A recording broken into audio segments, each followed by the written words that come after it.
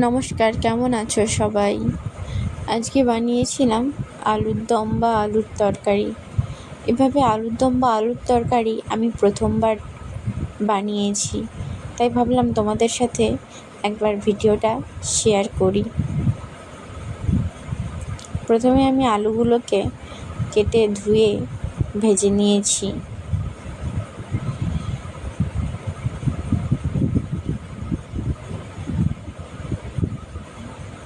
এরপরে আলুর দম বা তরকারি বানানোর জন্য একটা মশলা করে নিচ্ছি। এখানে আদা কুচি, পেঁয়াজ কুচি, রসুন কুচি আর টমেটো কুচি, কাঁচা লঙ্কা কুচি আর গোটা গোলমরিচ, গোটা লবঙ্গ, এলাচ আর দারচিনি আর জায়ফল নিয়েছি। এবার এই সমস্ত মশলাগুলিকে আমি তেলের মধ্যে ভালো করে কষিয়ে নিচ্ছি।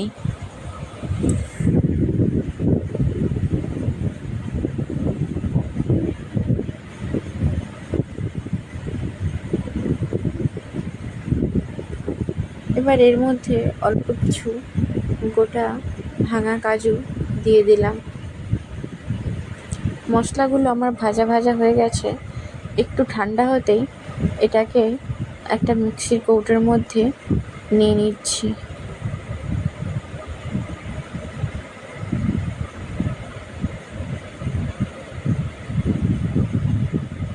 মশলাগুলোকে আমি ভালো করে মিক্সিতে বেটে নিয়েছি।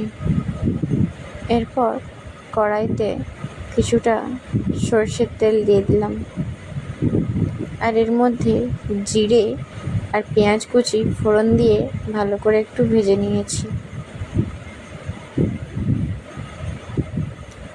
এরপর বেটে রাখা মশলাটা দিয়ে দিয়েছি।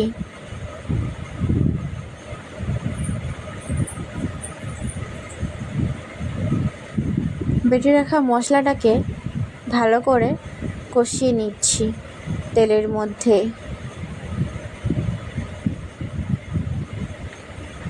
মশলাটা প্রায় আমার কষানো হয়ে গেছে। এবার এর মধ্যে পরিমাণ মতো হলুদ আর পরিমাণ মতো লঙ্কা গুঁড়ি দিয়ে দিয়েছি।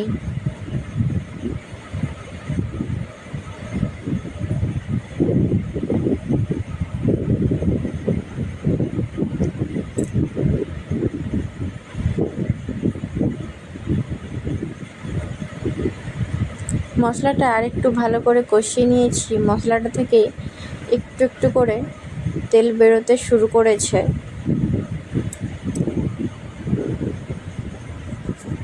এবার আমি এর মধ্যে কিছুটা পরিমাণ টক দই দিয়ে দেব।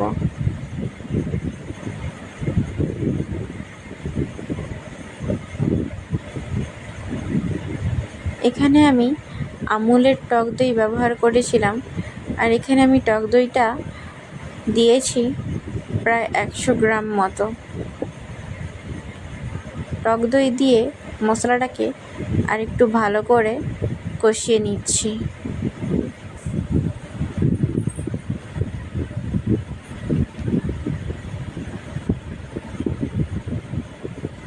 এরপর এর মধ্যে স্বাদ মতো নুন দিয়ে দিলাম।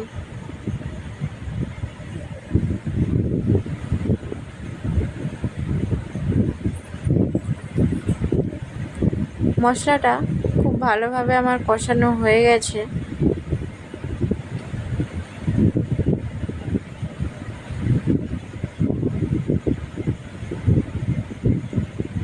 এর মধ্যে থেকে তেল ঝরতে শুরু করেছে, তাই আমি এবার ভেজে রাখা আলুগুলোকে দিয়ে দিলাম।